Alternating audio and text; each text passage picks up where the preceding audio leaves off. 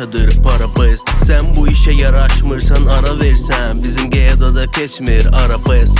İstəmirəm pul olanda axtaranlar, saxta həyat və saxta sanlar. Var o adı sana əziyyətlə alanlar, hər kəsi gördüm, hamıya salamlar. Bu səfər qışqırıb rapi oxuyacam ürəkdən, kürəkdən vuran tüləyin vuracam səhvi üzünə. Uçurdur küləyim sizi, keçirəm 200 ilə yanından, uçurdur küləyiniz püləməkdən. Bezmişəm manatoya pul ödəməkdən, çəkmişəm əziyyət necə çəkibdik köhnə məktəb. Qışqır maskın adını bəkdən, sonra isə versin vəhdət. Oynama məndən, çün 10 ildir bu əziyyətə dözüb bədən. Danışır milyonla, yox cibində qara parası, yaraşır harasına. Danışır rapin atası, qadası, gətir məkan atası. Qaqaların marka nak kimi, qaqalar nak kimi, az qalır ki satasız. Həri özü mən buradakin gedosu ağdaşı, mənə Kawasaki çıxsa bətla bilir hamı aparar ki. Mənə ikon özüməm, sənə ikon paparaki. Məzət çəkirəm, deyiləm sizin kimi lucky. Fuck it, Tanıyır mənə ağdaş, tanıyacaq Bakı, atacaq bugün semalara raket. fuck it, fuck it.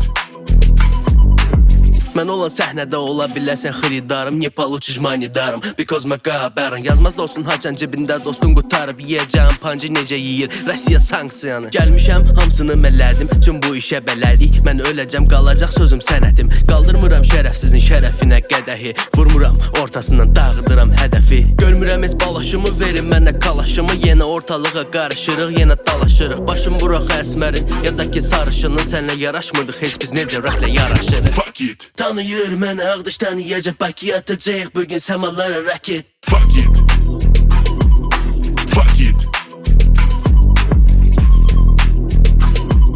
Не получишь money даром, because макабры.